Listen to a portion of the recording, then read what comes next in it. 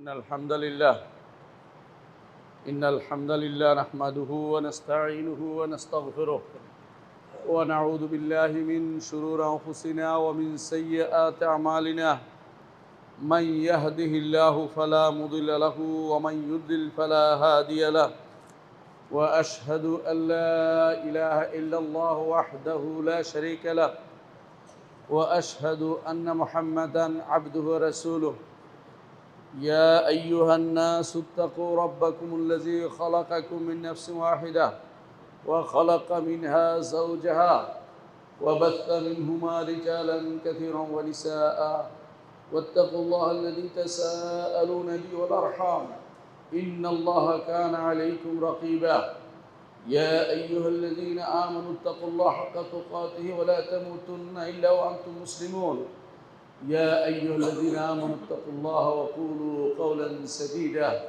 يصلح لكم أعمالكم ويغفر لكم ذنوبكم ومن يطع الله ورسوله فقد فاز فوزا عظيما أما بعد فإن أصدق الحديث كتاب الله وخير الهدي هدي محمد صلى الله عليه وسلم وشر الأمور محدثاتها وكل محدثة بدعة وكل بدعة ضلالة وكل ضلالة في النار أيها الناس اتقوا الله واعتصموا بحبل الله جميعا ولا تفرقوا সম্মানিত মুসলিয়ান کرام আমি আমার নিজেকে আল্লাহর তাকওয়া অবলম্বন করার জন্য অনুরোধ জানাচ্ছি, আপনাদেরকে অনুরোধ করছি আল্লাহ যেন আমাদেরকে মুত্তাকি বানিয়ে দেন এবং জান্নাতের অধিবাসী করেন। আল্লাহর কাছে আমরা এই দোয়া করছি। সম্মানিত মুসলিয়ান کرام, আল্লাহ তাআলা আমাদেরকে বলছেন ওয়াতাসিমু বিহাবলিল্লাহি জামিআন ওয়া লা তাফাররাকু, আল্লাহর রজ্জুকে সবাই মিলে একসাথে ধরো। আল্লাহর রজ্জু হচ্ছে কোরআনে কারীম এবং রাসূলুল্লাহ সাল্লাল্লাহু আলাইহি ওয়াসাল্লামের হাদিস।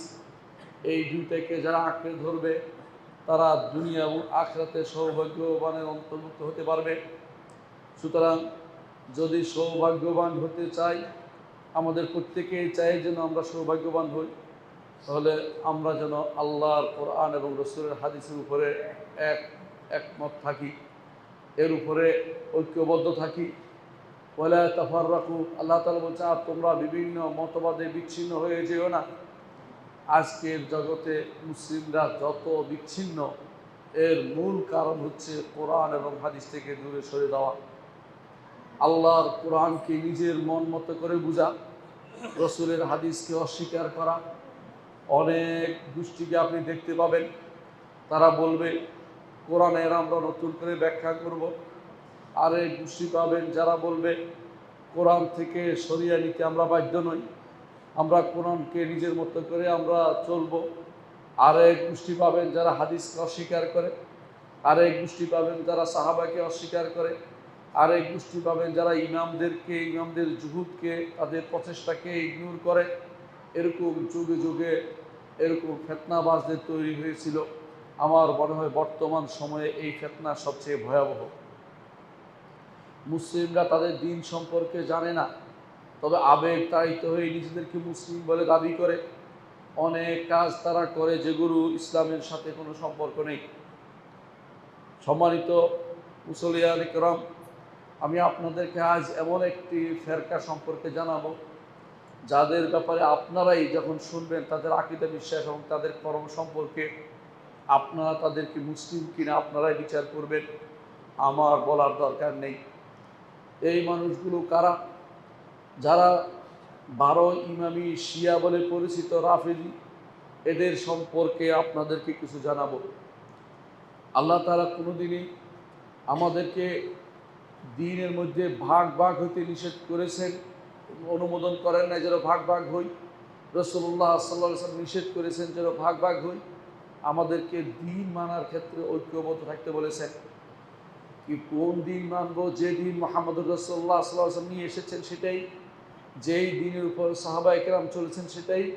কিন্তু আপনি যতগুলি ফেরকা দেখবেন সবার কমন একটা সমস্যা হচ্ছে তারা রাসূলের হাদিসকে মানবে না, তারা সাহাবায়ে কেরামকে মানবে না, তারা কোথাও না কোথাও তারা সমস্যা তৈরি করবে।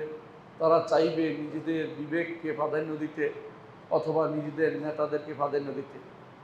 যারা এই কাজগুলি করবে তারা এই বিভ্রান্ত এবং পথভ্রষ্ট হয়ে যায়। এদের মধ্যে কেউ কেউ দিন থেকে বেরিয়ে যায়, কেউ কেউ দিনের নামমাত্র দিনের ভিতরে থাকে। কখনো কখনো তাদেরকে আপনি নিজেও দিনের ভিতরে মনে করবেন না। তেমনি একটি ফেরকা হচ্ছে শিয়াদের কথা, শিয়া ফেরকা, যাদের সম্পর্কে আপনাদের অনেকেই হয়তো ভাষা নলেজ জানেন। আজকে আমি আপনাদেরকে তাদের ব্যাপারে জানাবো। শিয়াদের নিকট ঈমান হচ্ছে, আমাদের নিকট ঈমান হচ্ছে শাহাদাতু আল্লা ইলাহা ইল্লাল্লাহ ও আন্না মুহাম্মাদুর রাসূলুল্লাহ। শিয়াদের নিকট ঈমান হচ্ছে শাহাদাতু আল্লা ইলাহা ইল্লাল্লাহ ওয়া আন্না মুহাম্মাদুর রাসূলুল্লাহ ওয়া আন্না আলিয়ান ওয়ালিয়াল্লাহ। এইটা ঈমানের অংশের ভিতরে ঢুকিয়ে দিয়েছে। যদি কেউ ৩ নম্বরটা না মানে, অর্থাৎ আলীকে আল্লাহর ওলি হিসাবে ঘোষণা না করে, তাহলে সে ঈমানদার হইতে পারবে না। এটা শিয়াদের তাদের মূল কালেমার ভিতরে এটা অন্তর্ভুক্ত। আপনি এই জন্য দেখবেন তাদের নেতা যুদ্ধ করার সময় বলছিল বানামে হায়দারি, অর্থাৎ আমরা কোনো কাজ করতে বিসমিল্লাহ বলি। এরা নামে হায়দারি, হায়দারত আলী, আলীর নামে যুদ্ধ শুরু করেছে। এটা আপনারা দেখতে পাবেন স্পষ্ট, যেটা মরে গেছে যার জন্য আজ দৌড়াচ্ছে মানুষ, যার জানাজার জন্য, সে এই ঘোষণা দিয়েছিল। আপনাদের চোখের সামনে সেগুলি ঘটেছে, আপনারা কিন্তু কোনোদিন চিন্তা করে দেখেননি। আমাদের নিকট ঈমানের রোকন হচ্ছে ৬টা। আল্লাহর উপর ঈমান, ফেরেশতার উপর ঈমান, কিতাবের উপর ঈমান, রাসূলদের উপর ঈমান, আখিরাতের উপর ঈমান এবং তাকদীরের উপর ঈমান। শিয়াদের নিকট ঈমানের রোকন হচ্ছে ৫টা। একটা হচ্ছে তাওহীদ, একটা হচ্ছে আদল ইনসাফ, আরেকটা হচ্ছে নবুয়ত, আর একটা হচ্ছে ইমামত অর্থাৎ ইমাম মানতে হবে, আর একটা হচ্ছে আখরাত। এগুলি তাদের হচ্ছে ঈমানের রোকন। আমাদের সাথে তাদের পার্থক্য, ঈমানের সংজ্ঞাতেও পার্থক্য, ঈমানের রোকনেও তাদের পার্থক্য রয়েছে। আর তারা আমাদের নিকট ঈমানের জন্য দুটো জিনিসই লাগে, কথা ও কাজ লাগে। তাদের নিকট শুধু মুখে বললেই হবে, অর্থাৎ মুরজিয়া তারা।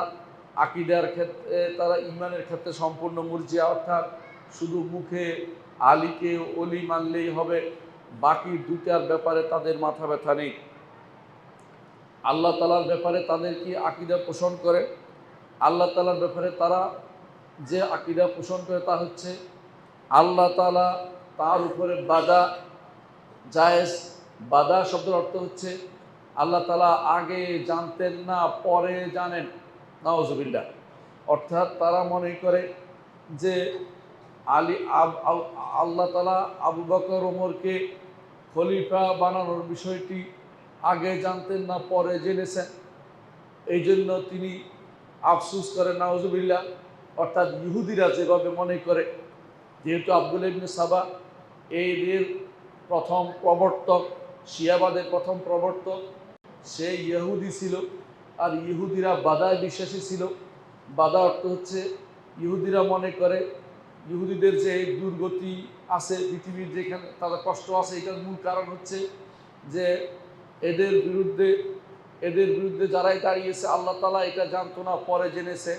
ঠিক একই কারণে যেহেতু এটার প্রবর্তক হচ্ছে আব্দুল্লাহ ইবনে সাবা, সে শিয়াবাদের প্রবর্তক হিসেবে সে শিয়াদের মধ্যে ঢুকিয়ে দিয়েছে যে আবু বকর, ওমর, ওসমান তারা জালেম জুলুম করে নিয়েছে খেলাফত। এটা আল্লাহ তাআলা আগে জানতো না, পরে জেনেছে। এই জন্য তারা আল্লাহর উপরে নতুন কিছু জানা, অর্থাৎ আগে আল্লাহ তাআলার জ্ঞানে নতুন কিছু সংযোজন হয়, এইটাই তারা বিশ্বাস করে। এইটা তাদের জাতীয় আকীদা বিশ্বাস। কারণ এটা ব্যতীত তারা জবাব দিতে পারে না। যখন আহলুস সুন্নাহ তাদেরকে বলে যে আল্লাহ তাআলা মঞ্জুর না করলে কি আবু বকর, ওমর, ওসমান খলিফা হয়েছে, তখন তারা এটা দিয়ে জবাব দেয় যে আল্লাহ তাআলা আগে জানেনি, পরে জেনেছেন। নাউজুবিল্লাহ। এই কথা বলে তারা জবাব দিয়ে থাকে। এই জন্য তাদের আকীদা বিশ্বাসের মূল জিনিসটাই দেখা যাচ্ছে ইহুদিদের থেকে ধার করা। এটা আপনারা তাদেরকে যদি তাদের এই প্রশ্নের সাথে সাথে আলোচনা, তারা এটা মেনে নেবে। কারণ যদি আপনাদের সাথে তাকিয়ে না করে, গোপন করতে না চায়, তাহলে স্পষ্ট বলে দিবে। তাওহীদের ব্যাপারে, যে তাওহীদ আমাদের আহলুস সুন্নাতুল জামাতের, আমাদের সালফে সালেহিনের আকীদার মূল, আমাদের মুসলিমদের আকীদার মূল, সে আকীদা তাওহীদের ব্যাপারে তাদের কি ধারণা, তারা তাওহীদ বলতে কি বুঝে। তারা তাওহীদ আমাদের নিকট আল্লাহ তাআলার তাওহীদ, তার রুবুবিয়ত সাব্যস্ত করতে হবে, আল্লাহ যে রব হওয়া সাব্যস্ত করতে হবে। তারা রুবুবিয়তের ব্যাপারে বিভিন্ন জায়গাতে শিরিক করে থাকে। আমরা সবসময় বলে থাকি রুবুবিয়তের দুইটা জিনিস অবশ্যই মানতে হবে। একটা হচ্ছে আল্লাহ তাআলার সত্তা এবং আল্লাহ তাআলার কর্ম। তারা আল্লাহ তাআলার সত্তায় বিশ্বাস করে, যে এক সত্তা সৃষ্টি করেছে এটা বিশ্বাস করে, কিন্তু তারা বিশ্বাস আল্লাহ তাআলার কর্মগুলিতে শরিক করে। আল্লাহর কর্মগুলি হচ্ছে আমাদের নিকট, যেটা আমরা বলে থাকি তিনি স্রষ্টা, তিনি মালিক, তিনি পরিচালক। তাদের নিকট এই তিন জিনিসে তাদের ইমামদের সরাসরি দখলদারিত্ব রয়েছে। তাদের ইমামরা জগৎ পরিচালনা করে, জগতের মালিক হচ্ছে তাদের তথাকথিত ইমামরা, তারাই মালিক। এই জায়গাতে তারা আল্লাহর সাথে শরিক করে, আল্লাহর রুবুবিয়তে শরিক করে। অনুরূপভাবে তারা আল্লাহর নাম ও গুণের মধ্যে শরিক করে। নামের মধ্যে নাম ও গুণে কীভাবে শরিক করে? আমাদের নিকট আল্লাহ তাআলার নাম গুণ অনেক, তারা আল্লাহ তাআলার নাম স্বীকার করলেও গুণগুলি স্বীকার করে না, আল্লাহর সমস্ত গুণগুলিকে অস্বীকার করে। কোরআন এবং সুন্নায় আসা আল্লাহর গুণগুলিকে অস্বীকার করে, আল্লাহ তাআলাকে আরশের উপর থাকা অস্বীকার করে, আল্লাহ তাআলাকে উপরে থাকা অস্বীকার করে, আল্লাহর চেহারা অস্বীকার করে, আল্লাহ তাআলার হাতকে অস্বীকার করে। আল্লাহ তাআলা যে সমস্ত গুণে তাকে গুণান্বিত করেছেন কোনোটি তারা মানে না, কারণ তারা এই আকীদাতে মুতাজিলাদের অনুসরণ করে চলে। আর তারা আমাদের নিকট আল্লাহ তাআলার যে মৌলিক গুণের মধ্যে একটি হচ্ছে তিনি সব কিছু জানেন। তাদের নিকট এগুলিতে তাদের ইমামরা শরিক। এই জন্য কাফি কুলাইনি তার কাফি কিতাবে লিখেছে, কাফি হচ্ছে শিয়াদের কাছে, আমাদের কাছে ইমাম বুখারী রাহমাতুল্লাহ আলাইহির কিতাব যেমন খুবই গুরুত্বপূর্ণ, এবং কোরআনের পরে জমিনের বুকে বুখারীর মতো সত্য কোনো গ্রন্থ আসেনি আমরা বিশ্বাস করি। তারা মনে করে এগুলি কোনোটাই তারা মানে, তাদের মতে কুলাইনির কাফি নামক কিতাবটি তাদের কাছে এরকম। ওই কাফি কিতাবে লেখা আছে যে বাবুল আল আইম্মাতু ইয়ালামুনাল গায়ব, অধ্যায় ইমামরা গায়েব জানে। তারাই বিশ্বাস করে, এটা তাদের বই অধ্যায় বিন্যাস করে সেখানে এগুলি উল্লেখ করা হয়েছে। আবার এরকম অধ্যায় বিন্যাস করা হয়েছে বাবুল আল আইম্মাতু ইয়ালামুনা মা ফিল গাদ, এই অধ্যায় ইমামরা আগামী দিন কি হবে সেটা তারা জানে। আবার ওখানে অধ্যায় বিন্যাস করা হয়েছে কিয়ামত কখন হবে ইমামরা জানে। আবার অধ্যায় বিন্যাস করা হয়েছে কার পেটে কি বাচ্চা আছে ইমামরা জানে। অধ্যায় এইভাবে তারা একটার পর একটা শিরকি কথা দিয়ে তাদের বই গ্রন্থ পূরণ করেছে। আর যাদের গ্রন্থ শিরকি আকীদাতে ভর্তি, তারা শিরকি আকীদায় বিশ্বাস করবে, এটাই স্বাভাবিক, আপনারা সেটা সহজে বুঝতে পারেন। এই জন্য তারা আল্লাহর ইলমের মধ্যেও তারা শরিক করে তাদের ইমামদেরকে। আর আমাদের নিকট আল্লাহর দ্বিতীয় বড় যে গুরুত্বপূর্ণ গুণ, যা অনেক গুণের সমষ্টি, সেটা হচ্ছে আল্লাহর জন্য পরিপূর্ণ ক্ষমতা সাব্যস্ত করা। তারা তাদের ইমামদের জন্য পরিপূর্ণ ক্ষমতা সাব্যস্ত করে, আল্লাহর সাথে তারা এখানেও শরিক করে। এই জন্য তারা অনেকেই ইয়া হুসাইন বলে, ইয়া আলী বলে, বানামে হায়দারি বলে। তারা এই জন্য আল্লাহর ক্ষমতার সাথে তাদের ইমামদের ক্ষমতাকে একাকার করে দেখে এবং তাদের ইমামদের সমস্ত ক্ষমতার অধিকারী মনে করে। কিন্তু তারা খেয়াল করে না তাদের ইমাম প্রথম আলী রাদিয়াল্লাহু আনহু হতে শুরু করে অনেক ইমামেই তাদের অন্যদের হাতে মারা গেছে।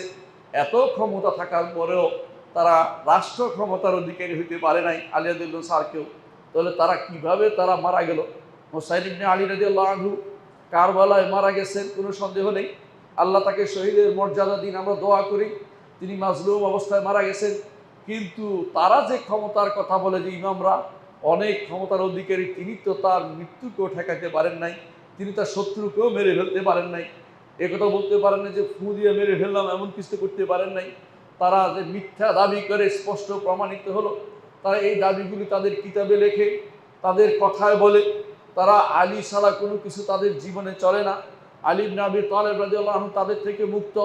তাদের পূর্বপুরুষরা একদিন আলী ইবনে আবি তালেব রাদিয়াল্লাহু আনহুর কাছে এসে বললেন, আন্তা আন্তা, অর্থাৎ আপনি আপনি। তিনি বললেন যে ওমান আনা আনা, আমি আমি আমি আমি কি? তিনি বললেন যে আন্তা। তারা বলতে লাগলো আন্তা হুয়া, আপনি সেই। তিনি বললেন যে আমি সেই মানে? তখন তারা বলল যে আপনি হচ্ছেন আল্লাহ। নাউজুবিল্লাহ। এ সাবাই গোষ্ঠী, সাবাই একটা ফেরকা, এখনো তাদের অস্তিত্ব আছে কোথাও কোথাও। তারা আলীকে ইলাহি, আল্লাহ হিসেবে ডাকে। নাউজুবিল্লাহ।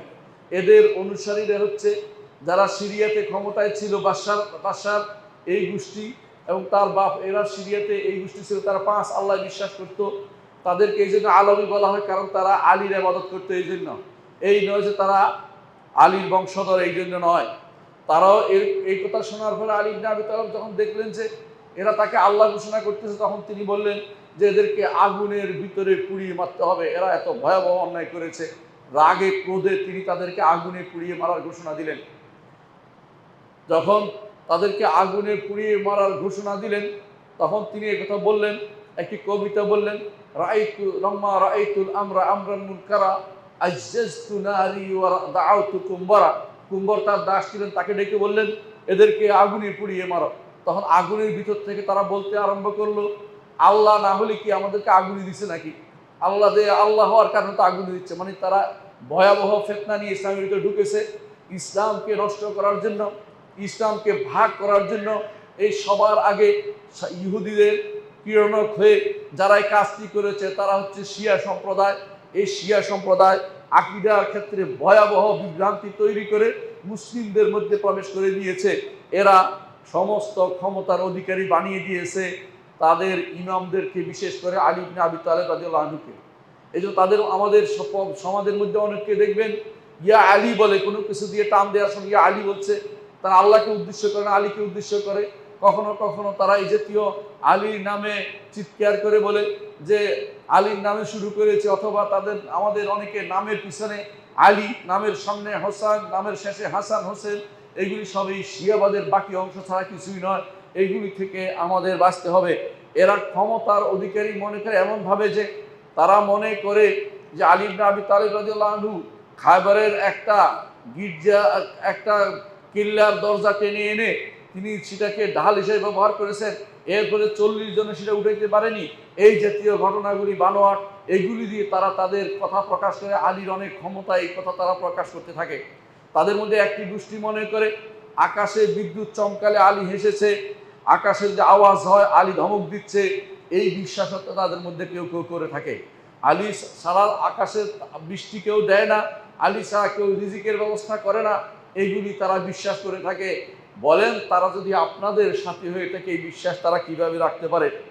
তাদের মধ্যে আমাদের আহলুস সুন্নাত ওয়াল জামাতের তৃতীয় যে বড় গুণটি আমরা বলে থাকি, আল্লাহর জন্য সাব্যস্ত করে থাকি এবং সমস্ত গুণের মূল বলে থাকি, তিনটির মধ্যে একটি হচ্ছে আল্লাহ তাআলার বিধান দেওয়ার ক্ষমতা।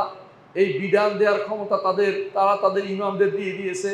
বিশেষ করে সর্বশেষ নতুন তারা আবিষ্কার করেছে ওয়ালায়াতুল ফকি নাম দিয়ে একটি আবিষ্কার করেছে, যার আবিষ্কার হচ্ছে খোমাইনি। সে সেটা আবিষ্কার করে চালু করে এই মুসলিম ভূখণ্ড ইরান দখল করে মুসলিম সুন্নিদেরকে মেরে সেখানে শিয়াবাদ কায়েম করেছে। আর নিজের জন্য একটা নতুন পোস্ট দাবি করেছে, সেই পোস্টটি হচ্ছে ওয়ালায়াতুল ফকি। ওয়ালায়াতুল ফকি তারা কেন দাবি করেছে? এটা একটা বিরাট ইতিহাস আছে। ইতিহাস হচ্ছে শিয়ারা যখন তাদের ইমাম চলে যায়, সব 11তম ইমাম নিঃসন্তান অবস্থায় চলে যায়, তখন দেখে যে এটা 2য় শতকেই, তখন দেখে যে তার কোনো সন্তান নেই। তখন তারা 3য় শতকে, তখন তারা পাগল হয়ে যায়, যার 12 ইমাম পূর্ণ হচ্ছে না, 11 ইমাম হচ্ছে। তখন তারা বলল যে 11তম ইমামের একটা সন্তান গোপনে হয়েছিল এবং সেটা পালিয়ে গিয়ে গর্তের ভিতরে ঢুকেছে। আজও আপনি যদি যান ইরাকে গেলে রেজবা পাহাড়ের পাশে পাহাড় দেখতে পাবেন, কেউ ঘোড়া নিয়ে, কেউ গাধা নিয়ে, কেউ গাড়ি নিয়ে কেউ মার্সিডিজ নিয়ে বসে আছে আর ডাকতেছে উখরুজ ইয়া মাওলানা, মাওলানা তুমি আসো, মাওলানা তুমি আসো, মাওলানা তুমি বের হও, মাওলানা তুমি বের হও, এইভাবে তাকে ডাকছে। আপনি কি চিন্তা করে পারছেন কিভাবে ডাকছে? তারা দেখতে পাবেন। অর্থাৎ মাওলানা তো বের হয় না, কারণ আসলে কেউ তো ওই গর্তে ঢুকে নাই, ওই গর্তে তো কার বারাতো ইমামের কোনো অস্তিত্বই ছিল না। তখন তারা সেই থেকে শুরু করেছে, তারা তো অভিভাবকহীন হয়ে গেছে, কারণ তো ইমামের পথে চলে, ইমাম নাই। তখন এই খোমাইনি ফ্রান্সে বসে সিদ্ধান্ত নিল এখন থেকে নতুন একটা বুদ্ধি বের করতে হবে, যে উনি তো আসে নাই, ওনার পক্ষ থেকে আমরা ওলি হিসাবে এখন জগৎ পরিচালনার দায়িত্ব নিচ্ছি। সেটার নাম দিয়েছে তারা ওয়ালায়াতুল ফকিহ। মুসলিমদের কাছে যেটা খলিফাতুল মুসলিমিন ছিল, এরা তারা বানিয়ে নিয়েছে ওয়ালায়াতুল ফকিহ। এইটা দিয়ে তারা এখনো চলছে, ইরানে এটাই তারা চালাচ্ছে। আপনারা এটা বুঝেন না বুঝেন, তাদেরকে ইমাম বলে ঘোষণা করছেন। আমি জানি না আপনাদের বিবেকে কতটুকু আল্লাহ তাআলা বিবেক দিয়েছেন, সেটা চিন্তার বিষয় রয়েছে। এরা মনে করে যে এই ওয়ালায়াতুল ফকিহ অর্থাৎ যে ইমাম তারা বানিয়েছে এখন, তার হুকুম দেওয়ার ক্ষমতা রয়েছে, অর্থাৎ তার যে কোনো বিষয়ে অর্থাৎ আল্লাহর বিধান দেওয়ার ক্ষমতা তাদের রয়েছে বলে তারা মনে করে। এর অর্থ হচ্ছে তারা আল্লাহর হুকুমের মধ্যেও শিরিক করছে, অথচ তারা মনে করে, আপনারা মনে করেন যে তারা আল্লাহ তাআলার দ্বীনের বড় খেদমত করে যাচ্ছে। কখনো নয়, তারা ইসলামকে ধ্বংসের জন্য নেমেছে। তারা প্রথম দিন আলী রাদিয়াল্লাহু আনহু যুগ থেকে তারা নিজেদেরকে আলাদা করতে শুরু করেছে, আর তারা এখন পরিপূর্ণ আলাদা দ্বীনে পরিণত হয়েছে। তার বিস্তারিত বিবরণ আপনাদেরকে আমি শোনাতে যাচ্ছি। আমি একটু আগেই বলেছি তারা আল্লাহর সমস্ত সিফাতকে অস্বীকার করে, কিন্তু আপনি জানেন যে জগৎ পরিচালনার জন্য এই গুণগুলি প্রয়োজন, আল্লাহর সিফাতগুলি প্রয়োজন। এই সিফাতগুলি তারা তাদের ইমামদেরকে দিয়ে দিয়েছে, অর্থাৎ তাদের যে সমস্ত ইমাম আছে সেগুলিকে দিয়ে দিয়েছে। তারা নাকি, ওরাই নাকি এগুলির মালিক। আল্লাহ তাআলার কোনো গুণ থাকতে পারে না তাদের নিকট, নাউজুবিল্লাহ। তারা আল্লাহর উলুহিয়াতেও শিরিক করে, উলুহিয়াত মানে ইবাদতেও শিরিক করে। এই জন্য তারা দেখবেন যে ডাকছে, তাদের ইমামদেরকে ডাকে। অর্থাৎ যত আপনি যদি বাগদাদ, আপনি যদি কোনো আজ ইরাকে যান, দেখবেন নাজাফে তারা আলীর কবরের পাশে ডাকাডাকি করছে, আপনি হোসাইনের কবরের কাছে ডাকাডাকি করছে, অথচ হোসাইনের কবর বা আলীর কবর কোনোটাই নির্ধারিত নয়। আসলে হোসাইন রাদিয়াল্লাহু আনহুর কবর এবং আলী রাদিয়াল্লাহু আনহুর কবর কোনোটাই জানা যায় না কোথায় হয়েছে। এটা রাতের অন্ধকারে দূর দূরান্তে দেওয়া হয়েছিল।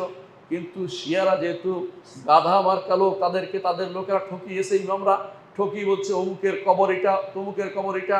সেখানে গিয়ে তারা অনবরত ডাকছে, অর্থাৎ ইমামদেরকে তারা তাদের ফরিয়াদ নিবেদন করছে। যারা এরকম আল্লাহ ছাড়া আর কাউকে ডাকে তারা অবশ্যই মুশরিক, কোনো সন্দেহ নাই। তাদেরকে আপনি দেখতে পাবেন, ইবনে তাইমিয়া রাহমাতুল্লাহ আলাইহি বলতেন তারা আম্মারুল মাশাহিদ, তারা কি করছে? আম্মারুল মাশাহিদ, তারা কবরগুলিকে আবাদ করেছে। ও আত্তালুল মাসাজিদ, মসজিদগুলোকে বন্ধ করে দিয়েছে। তারা মসজিদগুলো পছন্দ করে না, তাদের কাছে শুধু কবর পছন্দ। মদিনাতে যদি আপনি হজে যান, দেখবেন তারা মসজিদের চেয়েও বেশি পছন্দ করে ওই যে বাকি গোরস্থানের ভিতরে ঢুকার কোনো সুযোগ পায় কিনা, সেখান থেকে পাথর চুরি করে, সেখান থেকে পাথর নিয়ে চলে যায়। এভাবে তারা সারা শিরকের ভিতরে তারা পরিপূর্ণভাবে ডুবে আকণ্ঠ নিমজ্জিত হয়ে রয়েছে। তাদের অনেকেই কারবালার মাটি নিয়ে আসে, কারবালার মাটিকে কি কাজে ব্যবহার করে আপনারা জানেন। সেগুলিকে তারা সব কিছু থেকে প্রিয় জিনিস মনে করে, অর্থাৎ তাদের কাছে কারবালার মাটি হচ্ছে মক্কার মাটির চেয়ে, হাজরে আসওয়াদের চেয়ে তাদের কাছে বেশি গুরুত্বপূর্ণ, নাউজুবিল্লাহ। তারা দোয়া যেমন করে, এদের কবরের কাছে যেমন চায়, তেমনি কবরের কাছে সাহায্যও চায় এবং কবরের কাছে উদ্ধার কামনা করে। তারা ইয়া হোসেইন ছাড়া কোনো কথাই বলে না। হোসেন অথবা অমুকের নাম ধরে ডাকবে, তমুকের নাম ধরে ডাকবে। তাদের সমস্ত প্রেয়ার, সমস্ত আকাঙ্ক্ষা, যত দোয়া সবই হচ্ছে হুসাইনের কাছে এবং আলীর কাছে। আল্লাহর কাছে চাওয়ার কোনো প্রয়োজন তারা মনে করে না। তারা জবাই করে, এই কবরগুলির কাছে জবাই করে, এই মাজারগুলির কাছে তারা জবাই করে, এই মাজারগুলির জন্য তারা মানত করে। আমাদের দেশে যেভাবে কবর পূজারীরা মানত করে ওলি আল্লাহদের কবরের জন্য, তাদের সমস্ত মানত তারা তথাকথিত তাদের ইমামদের জন্য তারা সেই মানতগুলি তাদের কবরের দিকে তারা মানত করে থাকে। তারা কবরে সেজদা করে। আপনি নিজে দেখবেন অনেক যাদেরকে আপনি ইমাম বলে জানেন, তারা অনেকেই তারা খামেনিকে দেখবেন খোমাইনির কবরের কাছে সেজদা করতেছে। এইভাবে তারা দেখবেন সামনে নিয়ে সেজদা করে, তারা এটাকে কিছুই মনে করে না। কারণ তাদের কাছে এইটা কোনো শিরিক নয়। আমাদের কাছে কবর সেজদা করা শিরিক, কিন্তু তারা কবর সেজদাকে শিরিক মনে করে না। এইভাবে তারা কবরের শিরিক করে শিরিক করে থাকে তারা কবরের কাছে। তারা এটা নয়, তারা এটাকে তাদের আরো ভয়াবহ আকীদা কয়েকটি আমি উল্লেখ করছি। 3 নম্বর তাদের ভয়াবহ আকীদা হচ্ছে তারা আল কোরআন কারীমের ব্যাপারে তারা মনে করে কোরআনে কারীম সৃষ্ট জিনিস, কোরআনে কারীম সৃষ্ট জিনিস। আরও তারা মনে করে এই কোরআনে এক হরফও নাই যেটা আল্লাহ নাজিল করেছে। তাদের কাছে মুসহাফে ফাতেমার দাবি তারা করে যে ফাতেমার কাছে মুসহাফ ছিল, সেই মুসহাফে আমল করা হয়নি। তাদের ইমাম বলতেছেন এই কিতাবে আল্লাহ যা নাজিল করেছে আমাদের যে কোরআন, তাতে মুসহাফে ফাতেমার একটি হরফও নেই। নাউযুবিল্লাহি মিন যালিক। অর্থাৎ তারা কোরআনকে বিকৃত মনে করে। এবং তাদের একজন তাবরাসি কিতাব লিখেছে একটা, ফাসলুল খিতাব ফি তাহরিফি কিতাবে রব্বিল আরবাব, যে ফাসলুল খিতাব ফি তাহরিফি কিতাবে রব্বিল আরবাব, আল্লাহর কিতাব যে বিকৃত হয়ে গেছে এর উপরে সে বই একটা লিখছে। নাউযুবিল্লাহ। আপনি বলেন তারা কোন ধরনের মুসলিম যাদের জন্য আপনি কান্নাকাটি করেন, যাদের জন্য আপনি দৌড়াচ্ছেন, তাদের সম্পর্কে আপনার জানা ফরজ যে তারা কোন ধরনের মুসলিম, যারা আল্লাহর কোরআনকে বিকৃত মনে করে। এটা তাদের ইমাম লিখেছে, এটা কোনো এদিক সেদিক সাধারণ কোনো ব্যক্তি লেখেনি। তাদের ইমাম যাদেরকে তারা গ্রহণযোগ্য মনে করে তারাই সেটা লিখেছে, এবং তাদের বড় বড় ইমামরা এর উপরে তারা একমত হয়ে গেছে, এতে সন্দেহ তারা করে না। কিন্তু তারা মানুষের সামনে বলে না। কেন বলে না সেটা আপনাদেরকে আমি জানাবো। চতুর্থ যে বিষয়টি জানা দরকার সেটা হচ্ছে আমাদের সুন্নাহ বা হাদিস আমাদের নিকট অবশ্য পালনীয়। ইমাম বুখারী রহমতুল্লাহ আলাইহি যা লিখেছেন, বা বুখারী, মুসলিম, আবু দাউদ, তিরমিজি, নাসাই, ইবনে মাজাহ সহ হাদিসের কিতাবগুলিতে সমস্ত হাদিসে এসেছে সেগুলি আমরা মেনে চলি। কিন্তু শিয়ারা আমাদের হাদিসের কিতাবের একটি হাদিসও তারা মানে না, কারণ তাদের নিকট এগুলি সাহাবায়ে কেরামের হাতে দিয়ে এসছে।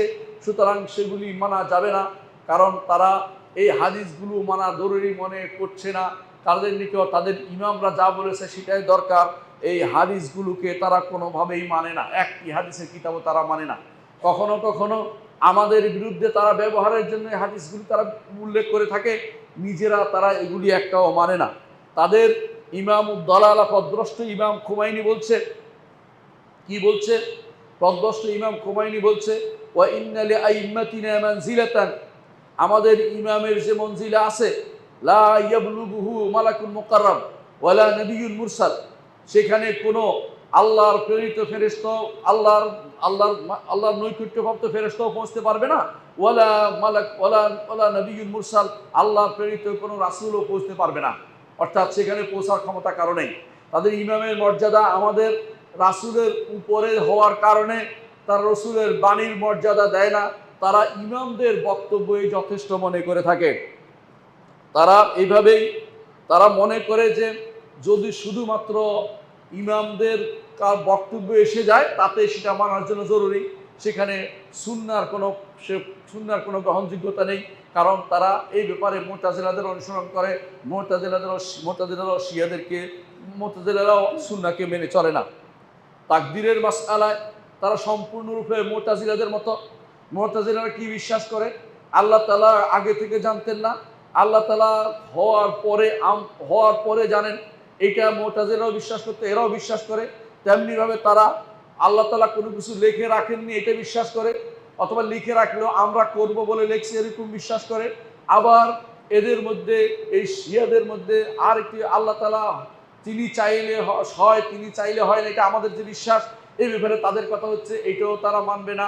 এবং তারা এই যে অর্থাৎ তাকদীরের মাসআলা সম্পূর্ণরূপে আমাদের বিপরীত। তারা তাকদীর মানে না, তাকদীরকে তারা অস্বীকার করে। এই জন্য তারা কাদারিয়া, শিয়ারা এই দিক থেকে কাদারিয়া। ইবনে তাইমিয়া রাহমাতুল্লাহ এই জন্য তার কিতাব মিনহাজুস সুন্নাহ ফি রাদ্দ আলা শিয়াতিল কাদারিয়া বলেছেন, কারণ শিয়ারা এই মাসআলাতে কাদারি হিসেবে তাদেরকে তিনি উল্লেখ করেছেন। এই জন্য শিয়ারা আকীদাতে আমাদের সাথে এই দিক দিয়েও মিলে না, যে তাকদীরের মাসআলাও মিলে না। আমরা এটা বিশ্বাস করি আল্লাহ তাআলা সকল সৃষ্টির আগেই তিনি সব কিছু নির্ধারণ করেছেন। কি নির্ধারণ করেছেন তিনি তা জানেন, কি নির্ধারণ করেছেন তা তিনি লিখে রেখেছেন, কি নির্ধারণ করেছেন যা হওয়ার জন্য তিনি ইচ্ছা করেন আর তা সৃষ্টি হয়। এর কোনো কিছুতে ব্যত্যয় আমরা করি না, এগুলি সব আমরা মেনে চলি। আমরা বিশ্বাস করি এই জগতে কোথাও বা আগে কোথাও কোনো কিছুতে আল্লাহর ইচ্ছা ব্যতীত কোনো কিছু সংগঠিত হয় না, যেটা তারা অস্বীকার করে থাকে শিয়ারা আখিরাতের ব্যাপারে কি বিশ্বাস করে থাকে? যেহেতু তারা আকিদাতে তারা মুতাজিলাদের অনুসরণ করে থাকে, সেই জন্য তারা বিভিন্ন আকিদাতে এমন সব জিনিস তারা অস্বীকার করে, এমন সব জিনিস তারা বলে যেগুলো নিজেদের আবেগ দিয়ে পরিচালিত হয়। তাদের মধ্যে কেউ মনে করে তাদের ইমামরা যাকে ইচ্ছে তাকে জান্নাত দিবে, তাদের ইমামরা যাকে ইচ্ছে তাকে জাহান্নাম দিবে, এই বিশ্বাস তারা করে থাকে। আবার তারা কবর আযাবকে অস্বীকার করে, মিজান অস্বীকার করে, সিরাত অস্বীকার করে, এইগুলি তারা অস্বীকার করে থাকে। কারণ তাদের নিকট এগুলি হচ্ছে কোনো প্রয়োজন নেই এই জাতীয় কথা, কারণ হাদিসে এসেছে, আর হাদিসে যা এসেছে সেগুলি তারা মানতে রাজি নয়, এই জন্য তারা এগুলিকে অস্বীকার করে থাকে। বর্তমানেও এদের অনুসরণ করে অনেকেই দেখবেন এগুলি অস্বীকার করে যাচ্ছে। এইটা ভয়াবহ বিভ্রান্তি ছাড়া আর কিছু নয়। সপ্তম, তাদের আকীদা বিশ্বাস সাহাবায়ে কেরামের ব্যাপারে তারা মাত্র কেউ 3 জন, কেউ 5 জন, সর্বোচ্চ 10 জন ছাড়া আর সমস্ত সাহাবীকে তারা কাফের বলে, নাউজুবিল্লাহ। এই সর্বোচ্চ 10 জন কারা? সর্বোচ্চ 10 জনের মধ্যেও তারা আলে বাইতের মধ্যে যারা আছে এরা, আর আম্মার ইবনে ইয়াসির রাদিয়াল্লাহু আনহু অথবা আবু দারদা অথবা সালমান ফারিসি, এই কয়েকজনকে হাতে গোনে এরা ছাড়া সমস্ত সাহাবাকে তারা কাফের বলে। এটা তাদের কিতাবে স্পষ্ট উল্লেখ আছে। যদি আপনি তাদের কিতাব পড়তে পারেন, আপনি অস্বীকার করবেন না।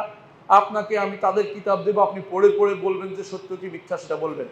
এটা যদি কেউ বলে আমার কিতাবে কি আছে আমি বিশ্বাস করি না, এটা সত্য নয়, তাহলে তারা শিয়া থাকতো না, তারা সুন্নি হয়ে যেত। এই জন্য তারা শিয়া থাকার অর্থই হচ্ছে যে তারা এগুলি বিশ্বাস করে, তাদের কিতাবে এটা আছে এবং তাদের বক্তব্যের মধ্যে এটা ফুটে ওঠে। এই জন্য তাদের এখনো বিশ্বাস যে তাদের ইমাম আসবে। আপনি দেখবেন তাদের ইমাম পদভ্রষ্ট ইমাম খোমেনি এবং খামেনি, এরা যখন তাদের মাহাদির কথা উল্লেখ করে, 12 নম্বর ইমাম যে কোনোদিন ছিলও না, অস্তিত্বই ছিল না, তখনই লেখা আজ অর্থ হচ্ছে আজ্জালাল্লাহু ফুরুজা, আল্লাহ তাকে যেন বের করে দেয়, অর্থাৎ আল্লাহ যেন তারা আটকে রাখছে, নাউজুবিল্লাহ। এই জাতীয় বিশ্বাস তারা করে থাকে।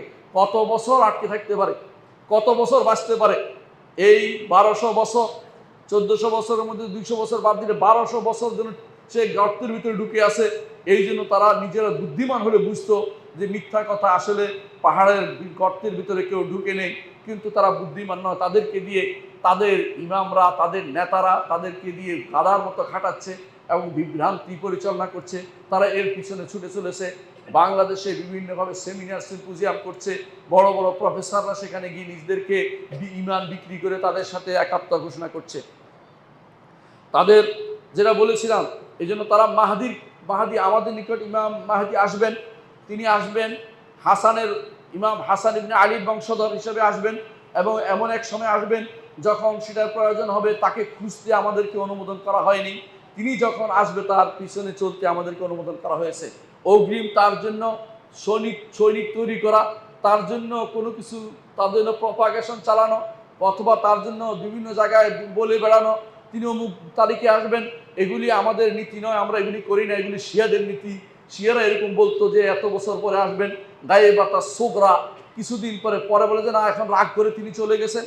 তিনি একবার বের হয়ে দেখছেন যে তার সহযোগী নাই, রাগ করে আবার গর্তে ঢুকে গেছেন, সুতরাং তিনি এবার কখন আসবেন তিনি ছাড়া কেউ জানে না। এই বিশ্বাস তারা পোষণ করে থাকে। এই জন্য তাদের মাহাদি বিশ্বাস হচ্ছে ভয়াবহ বিভ্রান্তি।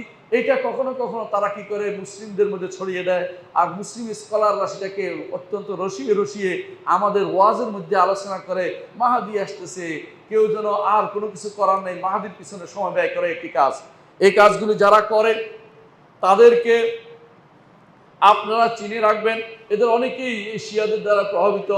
মাহাদি যখন আসবে তখন আমরা দেখব মাহাদি আসার বিষয়টি, তখন তার অনুসরণ করব, ঠিক আছে, যারা জীবিত থাকবে তারা।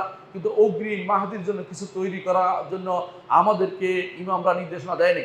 ইমাম সুফিয়ান ইবনে উয়াইনা রাহমাতুল্লাহ আলাইহির কাছে একজন বলল যে মাহাদির আলোচনা শোনা যাচ্ছে। তিনি বললেন যে মাহাদি এসে তোমাকে বললে যে আমি মাহাদি, তারপর তোমার কাজ, এর আগ পর্যন্ত তোমার কোনো কাজ নেই, মাহাদি খোঁজার দায়িত্ব আমাদের নয়। এই জাতীয় কাজ শিয়ারা করে। তারা মাহাদি খোঁজার জন্য বসে আছে এবং তারা মনে করে তাদের মাহাদি আসার পরে তারা অনেকগুলো কাজ করবে। সেগুলো কি সেটা তারা বলে থাকে। এগুলির মধ্যে একটা হচ্ছে যে মাহাদি এসে আরবদেরকে কচু কাটা করবে। 1 নম্বর কাজ, আরবদেরকে মেরে ফেলবে। 2 নম্বর হচ্ছে কোরাইশদেরকে আগে মারবে। 3 নম্বর কাজ হচ্ছে কাবার ছবি ছিনিয়ে নেবে, কাবার ছাবি ছিনিয়ে নেবে, মাহাদিয়া আসবে। এবং 4 নম্বর হচ্ছে রাজা বিশ্বাসী, অর্থাৎ শুধু মাহাদি একা আসবে না, মাহাদির সাথে সমস্ত ইমামরা আবার আসবে, অর্থাৎ আলী, তারপরে তার সন্তানরা, তার সন্তান হাসান হোসেন সব আবার আসবে।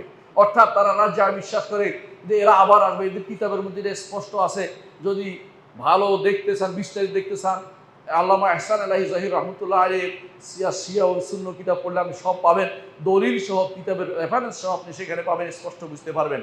এই জন্য আমি লম্বা করছি না, শুধু বুঝে চাচ্ছি আপনাদেরকে যে কাদের পিছনে ছুটে চলেছেন একটু জানার বিষয় রয়েছে। তারা মনে করে যে তাদের মাহাদি সে যখন আসবে আর কি করবে, তারা এই যারা কবর থেকে তুলে আবু বকর ওমরের লাশকে তারা লটকাবে, শুলে চড়াবে, এবং সেটাকে তারা আয়েশা রাদিয়াল্লাহু আনহা সম্পর্কে তারা খারাপ কথা বলে, নাউজুবিল্লাহ। তারা বলে যে আয়েশা রাদিয়াল্লাহু আনহাকে তারা পাথর মেরে হত্যা করবে, আবার কবর থেকে উঠে তাদের মাহাদি আসলে, এই বিশ্বাস তাদের কিতাবে লেখা আছে। যদি না থাকে আপনি দেখেন, আমার কথা বিশ্বাস করুন, আল্লাহর ওয়াস্তে, কেন আমি পড়ে বলতেছি, না পড়ে বলছি না, তাদের কিতাবে এগুলি লেখা আছে। তারা বিশ্বাস করে যে তাদের ইমাম মাহাদি আবার আসলে এই কাজগুলি তারা করবে। তারা আর কি বিশ্বাস করে, তাদের ইমামরা সব মাসুম। মাসুম অর্থ হচ্ছে নিরপরাধ, কোনো ভুল হইতে পারে না, যা করেছে তা ঠিক। অর্থাৎ তারা আল্লাহ তাদেরকে নিরাপত্তা দিয়েছেন, এই জন্য তাদের সমস্ত বক্তব্য গ্রহণ করতে হবে। কারণ সাহাবা ইকরামের বক্তব্য এই জন্য গ্রহণ করে না, তারা কাফির বলে, কিন্তু ইমামদের বক্তব্য গ্রহণ করে কেন, তাদের মাসুম বলে, এই জন্য নিরাপদ, এই জন্য তাদের কথা এটা প্রচার করে। ইমামদের আমরা বক্তব্য নেই, তারা হচ্ছে ভয়াবহ বিভ্রান্তিতে লিপ্ত, এই কুফুরিতে লিপ্ত। আল্লাহ তাআলা তার নবী ছাড়া কাউকে, নবীদের ছাড়া কাউকে আল্লাহ তাআলা এসমত দেননি, কিন্তু তারা মানুষের জন্য, ইমামদের জন্য এই এসমতের দাবি করে, মাসুম হওয়ার দাবি করে। কোনো ব্যক্তি বিশেষকে মাসুম বলার অধিকার কারণেই কোরআন এবং সুন্নায় কাউকে মাসুম করা হয়নি।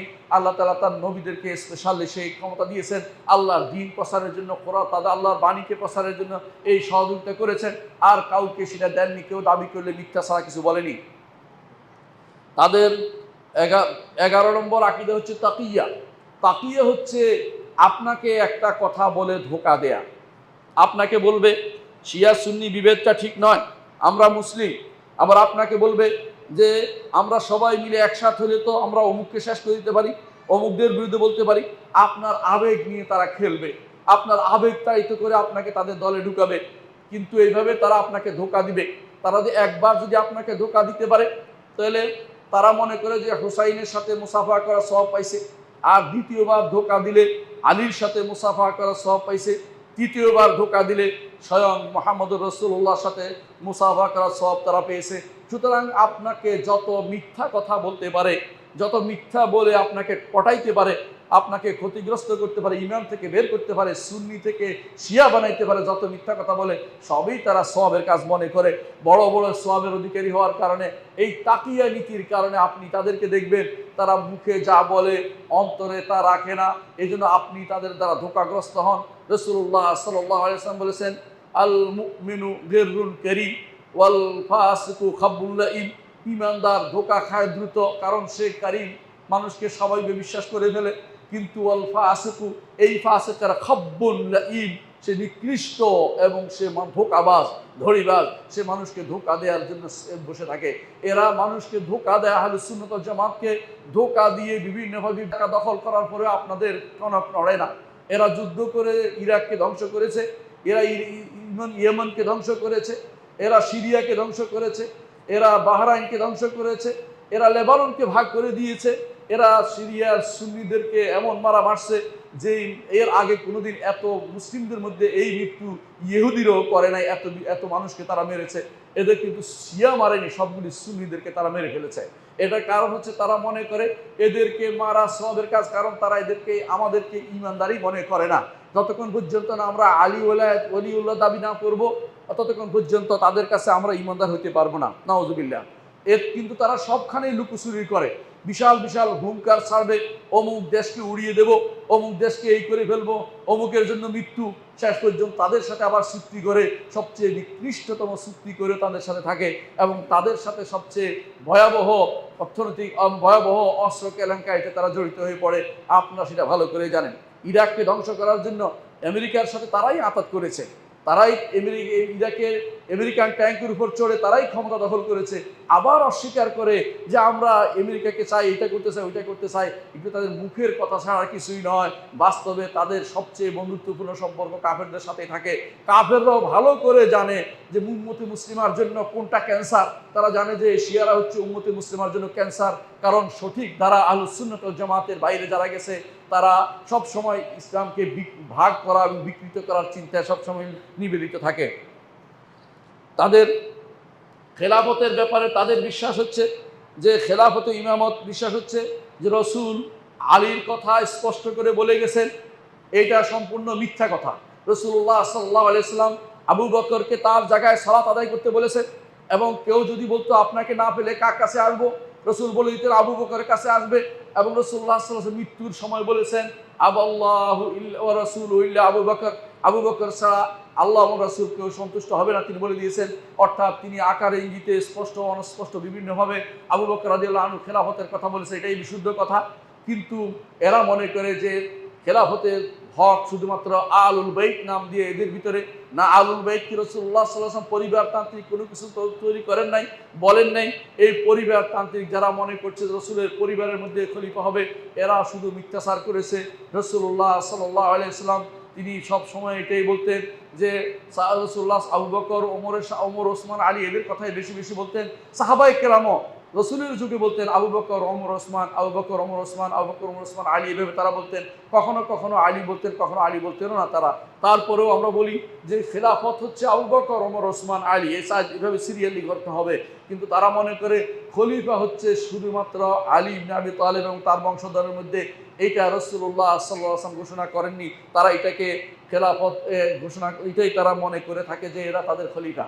কিন্তু আশ্চর্যের বিষয় হচ্ছে খলিফা তো রাষ্ট্র পরিচালনা করবেন, তাদের ইমামদের একমাত্র আলী ইবনে আবি তালেব ব্যতীত এবং হাসান ইবনে আলী ব্যতীত আর কেউ রাষ্ট্র পরিচালনা করেন নাই। তবে কিসের ইমাম, কিসের খলিফা? তাদের ইমামদের মধ্যে বিখ্যাত হচ্ছে, আপনারা জানেন, তার 12 জন হচ্ছে আলী ইবনে আবি তালেব, হাসান ইবনে আলী রাদিয়াল্লাহু আনহু, হুসাইন ইবনে আলী রাদিয়াল্লাহু আনহু। এই 3 জনের পরে আলী জাইনুল আবেদিন, যাকে জাইনুল আবেদিন বলা হয়, তিনি, আপনারা জানেন যে হুসাইন ইবনে আলী রাদিয়াল্লাহু আনহু তিনি খলিফা হন নাই এবং তো রাষ্ট্র পরিচালনা করেন নাই। শুধুমাত্র আলী রাদিয়াল্লাহু আনহু এবং হাসান এই দুইজনই শুধুমাত্র রাষ্ট্র পরিচালনা করেছেন কিছুদিন, হাসান ইবনে আলী রাদিয়াল্লাহু আনহু। আর আলী ইবনে আবি তালেব 4 বছর রাষ্ট্র পরিচালনা করেছেন। কিন্তু এরপরে যাদেরকে বলা হয় তারা কেউ রাষ্ট্রের মুখও দেখে নাই, কিন্তু তাদেরকে তারা খলিফা বলে, ইমাম বলে। কি হিসেবে ইমাম বলে তাদেরকে জিজ্ঞাসা করতে হবে। হ্যাঁ, তাদের মধ্যে ইমাম আলেম ছিলেন, আলী ইবনে জাইনুল আবেদিন আলেম ছিলেন, মুহাম্মদ আল বাকির আলেম ছিলেন, তাদের মধ্যে জাফর আস-সাদিক আলেম ছিলেন। এরপরে যারা আসছে তাদের মধ্যে কেউ আর বড় আলেম বলে বিবেচিত হয়নি। তারা যদিও নিজেদের ইমামদেরকে বাড়িয়ে বাড়িয়ে ফাঁপিয়ে বলে, এদের মধ্যে তারা বলে এরপরে হচ্ছে মুসা কাদেম, আলী রেদা, মোহাম্মদ আল জওয়াদ, আলী আল হাদি, হাসান আসকারি। এই 11 জন পর্যন্ত শেষ হয়ে যায়, কারণ হাসান আসকারির কোনো সন্তান হয়নি। তারা জোর করে বলে তার একটা সন্তান হয়েছিল, তা অন্ধকারে সেটা চলে গিয়ে গর্তের ভিতরে ঢুকেছে পাহাড়ের, সেটা আর বের হয় না। আসলে কোনো সন্তান ছিল না, কারণ তারা আল্লাহ তাআলা তাদের মিথ্যাবাদীকে মিথ্যা প্রকাশ করে দিয়েছেন যে এই 12 জন ইমামের কথা আল্লাহ তার রাসূল কখনো বলেন নাই। তারা কোত্থেকে সেটা নিল? তারা নিয়েছে রাসূলুল্লাহ সাল্লাল্লাহু আলাইহি ওয়াসাল্লাম একটা হাদিস থেকে। রাসূলুল্লাহ সাল্লাল্লাহু আলাইহি ওয়াসাল্লাম বলেছেন, আমার উম্মতের মধ্যে যতদিন 12 জন খলিফা থাকবে ততদিন উম্মত শক্তিশালী থাকবে। এই কথাটা রাসূলুল্লাহ সাল্লাল্লাহু আলাইহি ওয়াসাল্লাম বলেছেন। এই 12 জন খলিফা ওমর ইবনে আব্দুল আজিজের মধ্যে শেষ হয়ে যায়। সেদিকে না গিয়ে তারা খেলাফতকে নিয়ে এসেছে তাদের আলী রাদিয়াল্লাহু আনহুর বংশধরের ভিতরে। এই বিভ্রান্তি তারা তৈরি করে মানুষের ভিতরে ছড়িয়ে দিচ্ছে। কিন্তু আল্লাহ তাআলা মিথ্যাবাদীর মিথ্যা প্রকাশ করে দিয়েছেন। হাসান আসকারি রাহিমাহুল্লাহ তিনি নিঃসন্তান অবস্থায় মারা যান, তার কোনো সন্তান ছিল না। এর মধ্যে প্রকাশিত হলো যে 12 জন এদিকে আসার সুযোগ নাই, 12 জন উল্টা দিকে, অর্থাৎ যেটা স্বাভাবিকভাবেই মুসলিমদের খেলাফত যারা পরিচালনা করেছেন তাদের মধ্যে সর্বশেষ খলিফা 12 জনের মধ্যে হচ্ছেন ওমর ইবনে আব্দুল আজিজ রাহমাতুল্লাহ আলাইহি। জিহাদের ব্যাপারে তাদের কি বিশ্বাস জানতে হবে আমাদেরকে। আমাদের অনেকেই না বুঝে ভুল করে থাকি। তাদের বিশ্বাস হচ্ছে যতক্ষণ পর্যন্ত তাদের ইমাম মাহদি না আসবে ততক্ষণ পর্যন্ত কোনো জিহাদ নেই। এখন হয়তো বলেন যে এই যে তারা যুদ্ধ করতেছে এগুলি সবই হচ্ছে দুনিয়ার মাসলাহাত, স্বার্থের জন্য। তারা মনে করে যে প্রতিরোধমূলক জিহাদ দরকার আছে, এই জন্য যখন আক্রমণ হয়েছে তখন প্রতিরোধ করেছে, আগ পর্যন্ত তারা করেনি। তারা প্রতিরোধমূলক করতে পারবে। আর তাদের যত জিহাদ সব সুন্নিদের বিরুদ্ধে সবসময় হয়েছে। ইতিহাস সাক্ষ্য যতগুলি তাদের যুদ্ধ হয়েছে সুন্নিদেরকে মারার জন্য তাদের হয়েছে। যখনই তারা ক্ষমতায় গিয়েছে কোথাও, তখনই তারা সুন্নিদেরকে তারা মেরেছে, এবং সেখানে আবু বকর ওমর বলতে কাউকে রাখেনি। আজও যদি আপনি ইরানে যান, আবু বকর ওমর এই নামে কাউকে আপনি সেখানে খুঁজে পাবেন না, আয়েশা নামে কাউকে সেখানে আপনি খুঁজে পাবেন না। এমনকি আপনি নিজেই শুনবেন, ইরাকে যখন তারা ঢুকেছে কিছুদিন আগে, অর্থাৎ সাদ্দামের পতনের পরে, তখন তারা যত নাম খুঁজে দেখেছে, যেখানে যেখানে এই জাতীয় সুন্নিদের আয়েশা আবু বকর ওমর পেয়েছে, সেগুলিকে একটাকেও তারা জীবিত রাখেনি, সবগুলিকে মেরে ফেলেছে। এবং কি সবচেয়ে খারাপভাবে তারা মেরেছে, নিকৃষ্টভাবে তাদেরকে মেরেছে। এইগুলি সবগুলি আপনারা ইউটিউবে দেখতে পাবেন, তাদের ছবি সহ কিভাবে তাদেরকে মারছে। আমি শুধু এটাই বলছি, জিহাদ নামে তারা যে লাফালাফি করছে, এগুলি তারা কখনো কাফের বিরুদ্ধে জিহাদের জন্য নয়, তাদের জিহাদ হচ্ছে আমাদের বিরুদ্ধে, আহলুস সুন্নাহকে কিভাবে দমন করা যায়, এই জন্য তারা সবসময় এই নিকৃষ্ট কর্মকাণ্ডে লিপ্ত থাকেন। তাদের ইবাদতের কিছু পরিচয় দিবে, আকীদা তো শুনলেন, ইবাদতের কিছু পরিচয় দেই। তাদের কালেমা শুনছেন, আশহাদু আন্না আলিয়ান ওয়ালিয়াল্লাহ না করলে কালেমা হয় না। আমাদের নিকট তো কালেমার দুটো অংশ, একটা হলো কালেমাতুত তাওহীদ, শাহাদাতু আল্লা ইলাহা ইল্লাল্লাহ, আর একটা কালেমাতুর রিসালা ও আন্না মুহাম্মাদান আবদুহু ওয়া রাসূলুহু, অর্থাৎ আশহাদু আন্না মুহাম্মাদান আবদুহু ওয়া রাসূলুহু। এইটা হচ্ছে আমাদের, তাদের নিকট কালেমা, কালেমায় তিনটা লাগবে, না হলে তাদের কালেমাই পূর্ণ হয় নাই। আসেন সালাতের ব্যাপারে আসি। আজানের মধ্যে তারা আমরা বলি হাইয়া আলা সালাহ, তারা বলে হাইয়া আলা খায়রিল আমল, একটা বাড়াই দিছে এটার মধ্যে। আজানের মধ্যে তারা বাড়িয়ে দিয়েছে। আপনি যে কোনো ইরানের যে কোনো আজান শুনতে চেষ্টা করেন, দেখবেন যেটা পাবেন। আমি কোনো একটা শব্দ বাড়িয়ে বলছি না, আপনি শুনবেন এটা। আবার দেখবেন অজুতে তারা পা ধোয় না। আপনি যে কোনো শিয়াকে দেখবেন কোনোদিন পা ধোয় না। ভালো করে দেখবেন, তাদের নিকট পায়ে মসে করতে হয়। হ্যাঁ, এই জন্য তারা পা মসে করে। যদি কারো মোজা থাকে পায়ে, মোজা খুলে পায়ে মসে করবে, তবু পা ধুইবে না, কোনোদিনে পা ধুইবে না। আর আপনার নিকট পা না ধুলে অজু হয় নাই। তাদের অজু যেখানে হয় না, সালাত কেমনে হয় এটা আপনি বলবেন, আমার বলার কিছু নেই। তাদের সালাত হচ্ছে 3 ওয়াক্ত, আমাদের 5 ওয়াক্ত। তাদের সালাত হচ্ছে 3 ওয়াক্ত, কারণ হাদিস মানে না, হাদিসে 5 ওয়াক্তের কথা আসছে এই জন্য। আর কোরআনের 3 ওয়াক্ত তারা হিসাব করে। তারা দিনে একটা পড়ে, সকালে একটা, সারাদিনে একটা, রাতে একটা পড়লে তাদের সালাত হয়ে যায়। এই জন্য তারা 3 ওয়াক্ত সালাত আদায় করে। আপনি এটা স্পষ্ট এটা কোনো একটু বানিয়ে বলছি না, তাদের থেকে শুনবেন, তারা নিজেরা স্বীকার করে। তাদের জানাজা আমাদের জানাজার মতো না। তাদের জানাজা দাঁড়িয়ে কতক্ষণ শীষ করা, শীষ দেওয়া, এটা তাদের জানাজা। এগুলি আমাদের মতো তাদের জানাজা না। আপনি তাহলে তাদের জানাজা সার্চ দিয়ে আপনি দেখতে পারেন তারা জানাজা কিভাবে দিচ্ছে। আমি তাদের ইমামরা কিভাবে দিচ্ছে জানাজা আপনি নিজেই দেখতে পাবেন, যে কিভাবে জানাজা দিচ্ছে শিয়ারা। তাদের সালাত কীরকম, যেটা আপনাদেরকে বলেছি। আমাদের সাথে তাদের সালাত অনেক পার্থক্য। তারা যখন শেষ বৈঠকে বসে, তখন তারা আবু বকর ওমরকে লানত করতে থাকে, নাউজুবিল্লাহ। তারপর তারা সালাম ফিরায়। তাদের সালাত দোয়া হচ্ছে সব লানত, এইটা হচ্ছে তাদের অন্তর্ভুক্ত, নাউজুবিল্লাহ মিন যালিক। তাদের যাকাত হচ্ছে যত খুমুস, 5 ভাগের 1 অংশ আয় তাদের ইমামের জন্য পাঠাতে হবে। অর্থাৎ তাদের ইমামের জন্য, তথাকথিত ইমামুদ দলালা খুমাইনির জন্য অথবা আলে বাইতের জন্য নাম দিয়ে তারা বসে আছে। আর সারা বিশ্বে যত শিয়া 5 ভাগ, নিজের আয়ের 5 ভাগের 1 অংশ ইমামের জন্য পাঠিয়ে দিলেই তারা সব শেষ। আর ইমামের জন্য সেটা না দিয়ে শিয়া হতে পারবে না, কারণ খুমুস দিতেই হবে। বাংলাদেশে অনেকে ইরানে খুমুস পাঠায়, দুর্ভাগ্যের বিষয়, তারা খুমুস পাঠানোর জন্য বসে থাকে। তাদের হজ হচ্ছে কবর থেকে বরকত অর্জন করা। তারা কবরের হজে যায় যখন, তারা শুধু বরকতের জন্য ঘুরে আর মিছিল করে, মিছিল মিটিংকে তারা গুরুত্বের সাথে নিচ্ছে। তাদের অভ্যাসের মধ্যে মারাত্মক বড় অভ্যাস হচ্ছে মোতাবিয়া হচ্ছে কন্ট্রাক্ট ম্যারেজ। এরা হচ্ছে তারা 10 মিনিটের জন্য, 15 মিনিটের জন্য বিয়ে কন্ট্রাক্ট করে। এইভাবে তারা পুরো দেশটাকে একটা প্রস্টিটিউশনে তৈরি করে দিয়েছে। কারণ তারা মনে করে এর মধ্যে সওয়াব আছে, এবং বলে যে একবার মোতা করলে এই সওয়াবের আশায় অনেকে মোতা করতেছে। মানে যুবকদেরকে তারা এই রাজিলা, এই নিকৃষ্ট কাজের মধ্যে ডুবিয়ে রাখছে। তারপরেও আপনাদের কাছে এইগুলি হচ্ছে আপনাদের মডেল। আপনাদের বিবেককে আমি জিজ্ঞাসা করছি, কেমন মডেল আপনি চলছেন? তারা এইভাবে আমাদের যে সমস্ত, আমরা শুধু আরেকটা সওমের ব্যাপারে শুধু বলবো এবং শেষ করে দেবো, সেটা কি সওম। তারা সওম ইফতার কখন করে? আমরা ইফতার করি সূর্য ডুবলেই। তারা ইফতার করে তারকা উঠা পর্যন্ত দেরি করবে, তারকা দেখা দেওয়া পর্যন্ত। আমার মনে আছে, এটা আমি সরাসরি দেখেছি একবার। আমি IUT-তে, ইসলামিক ইউনিভার্সিটি অফ টেকনোলজিতে একটা কাজে গিয়েছিলাম একদিন। তো ইফতারি দাওয়াত দিয়েছে, আমি ইফতার করতে বসেছি। ইরানি অ্যাম্বাসেডারও ছিল সেখানে, তখনকার সময় অ্যাম্বাসেডার শিয়া ছিল। তো সে এসে, সে এবং তার ওয়াইফ ছিল। তারা দেরি করছে, আমরা ইফতার করে নামাজ পড়ে আসি দেখি তারা এরপরে ইফতার শুরু করেছে। কারণ এরা কখনো ইফতার সূর্য ডুবার সাথে ইফতার করবে না, কারণ ইহুদিরা তারকানা দেখা পর্যন্ত ইফতার করে না। আর বর্তমানে শিয়ারা আফিদিরও তারকা না উঠা পর্যন্ত তারা ইফতার করে না। আপনি তাদের সাথে কোন জায়গায় মিল পেয়েছেন আমাকে বলেন? না আকীদাতে মিল, না আমলে মিল, না সালাতে মিল, না ওযুতে মিল, না আজানে মিল। এই গোষ্ঠীকে আপনি কিভাবে সাপোর্ট করতে পারেন? তাদের জানাজার জন্য আপনি কি জন্য দৌড়াচ্ছেন? তারা কিসের জানাজা পাবে? 4 মাস অতিবাহিত হওয়ার পরে এটা কিসের জানাজা? এটা আবার উপস্থিত করবে মানুষদেরকে, এটার জন্য ঘটা করতেছে। আল্লাহর দ্বীনে এটা নেই, এটা কোত্থেকে আবিষ্কার করেছে? আপনি এই কাজের জন্য সমর্থন করছেন, যাচ্ছেন, পয়সা খরচ করছেন। আপনি কেন বুঝেন না এরা আমাদের এই মুসলিম সমাজের জন্য এরা ক্যান্সার। এরা আমাদের ইসলামকে পরিবর্তন করে দিয়েছে। জগতে যতগুলি বিভ্রান্তি তৈরি হয়েছে তার মধ্যে এদের একটা কন্ট্রিবিউশন আছে বিভ্রান্তি তৈরির পিছনে। শিয়ারা আকীদা নষ্ট করার ক্ষেত্রে তারা সিদ্ধহস্ত, মানুষদের ঈমান নষ্ট করার ক্ষেত্রে সিদ্ধহস্ত, মানুষের ইবাদত নষ্ট করার ক্ষেত্রে সিদ্ধহস্ত, মানুষের শক্তি ক্ষয় করার জন্য সুন্নির আহলে সুন্নাত ওয়াল জামাতের শক্তি ক্ষয় করার জন্য তাদের মতো কাউকে আপনি পাবেন না। এরা সব সময় বিভ্রান্তি তৈরিতে লিপ্ত রয়েছে।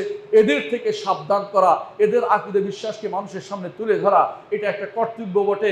যারা এই নিয়ে লুকোচুরি করবেন তারা এখনো সঠিক পথে আসতে পারেননি।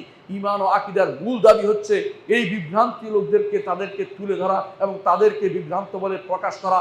এটা ঈমানি দায়িত্ব বলে আমি মনে করছি। আকুলু কাওলি হাযা ওয়া আস্তাগফিরুল্লাহ লি ওয়া লাকুম ওয়া লিসাইরিল মুসলিমিন ফাস্তাগফিরুহু ইন্নাহু হুয়াল গাফুরুর রাহিম। ইন্নাল হামদালিল্লাহ নাহমাদুহু ওয়া নাস্তাঈনুহু ওয়া নাস্তাগফিরুহু ওয়া নাউযু বিল্লাহি মিন শুরুরি আনফুসিনা ওয়া মিন সাইয়্যাতি আমালিনা। من يهده الله فلا مضل له ومن يضلل فلا هادي له واشهد ان لا اله الا الله وحده لا شريك له واشهد ان محمدا عبده ورسوله। সম্মানিত মুসল্লিয়ান ইকরাম, বলছিলাম শিয়াদের অপকর্মের কিছু ইতিহাস বলছিলাম। শিয়ারা কি না করেছে? বাগদাদের খলিফাতুল মুসলিমিনকে তারা মেরেছে। বাগদাদ ধ্বংস, হালাকু খানের সাথে তারা হাত মিলিয়ে বাগদাদ ধ্বংস করেছে। এভাবে বারবার তারা কাফেরদের সাথে হাত মিলিয়ে, তাদের কারণে সালাউদ্দিন আইয়ুবীকে অনেক ব্যাগ পেতে হয়েছে, নুরুদ্দিন জঙ্কিকে অনেক সময় দিতে হয়েছে তাদের পিছনে শেখ হোসেন ইবনে তাইমিয়া তাদের বিরুদ্ধে যুদ্ধ করেছেন। তাদের বিরুদ্ধে অস্ত্র ধারণ করা এটা রাষ্ট্রের দায়িত্ব, মুসলিম রাষ্ট্রের দায়িত্ব। এবং তাদেরকে কখনো প্রশ্রয় না দেয়া, তাদেরকে কোনো সুযোগ না দেয়া, এটা একটা রাষ্ট্রের কর্তব্যের ভিতরে পড়ে। এরা মুসলিমদের মধ্যে সবচেয়ে ক্ষতির কাজগুলি তারা করে থাকে। এরা বড় ধরনের ক্ষতির কাজ করে থাকে। কি ক্ষতি করেছে আপনারা বুঝতে পারেন? তারা এমন সব ক্ষতি করেছে মুসলিম বিশ্বে কিছুদিন এই যুদ্ধের মধ্যে আপনারা দেখেছেন। এমন সব জায়গাতে তারা তাদের বিভিন্ন অস্ত্র নিক্ষেপ করে, যার মাধ্যমে তারা মুসলিমদেরকে অনেক বেশি কষ্টের মধ্যে নিপতিত করেছে। অনেক আমাদের বাংলাদেশি অনেক ভাই সেখানে মারা গিয়েছে। এগুলির কোনো কারণ নেই, শুধুমাত্র এই জন্য যে তারা সেখানে কাজ করত। এই নিরীহ মানুষদেরকে তারা মেরে ফেলেছে এই সমস্ত আরব দেশে থাকার কারণে।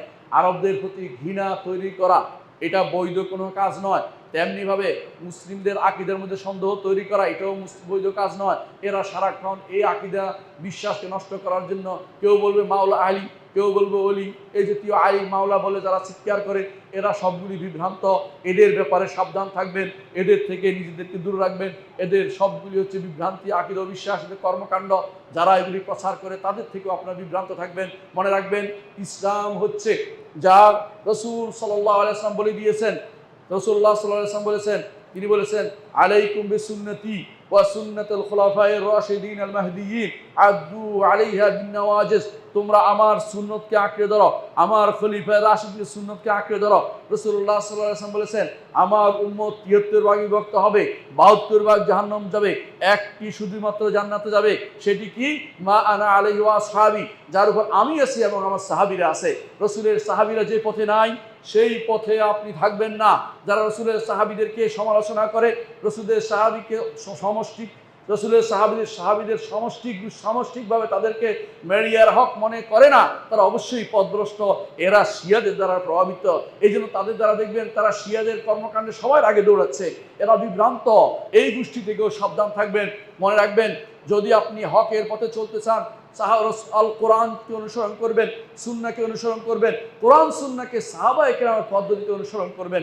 এবং মনে রাখবেন রাসূলুল্লাহ সাল্লাল্লাহু আলাইহি ওয়াসাল্লাম যেটা বলেছেন যে খায়রুন নাস করনি সুম্মাল্লাযীনা ইয়ালুনাহুম সুম্মাল্লাযীনা ইয়ালুনাহুম, উত্তম প্রজন্ম হচ্ছে আমার প্রজন্ম, তারপর হচ্ছে তারা যারা পরে আসবে, তারপর তারা যারা পরে আসবে। রাসূল তিনটি কথা বলেছেন বিশুদ্ধ মতে, অর্থাৎ সাহাবা, তাবেঈন, আতবাউ তাবেঈনের পরে যত কিছু আসছে এগুলি আসলে কোনোদিন কিছু নিয়ে আসবে না, ভালো কিছু নিয়ে আসবে না। এই জন্য এই বিভ্রান্তি যারা তৈরি করছে, যারা সাহাবায়ে কেরামকে মেনে চলে না, যারা রাসূলের সুন্নাহকে মেনে চলে না, যারা ইমাম আবু হানিফা, মালিক, শাফি, আহমদ এদের ব্যাপারে খারাপ মন্তব্য করে, অথবা যারা বুখারী, মুসলিম, আবু দাউদ, তিরমিজি, নাসাঈ, ইবনে মাজাহ সহ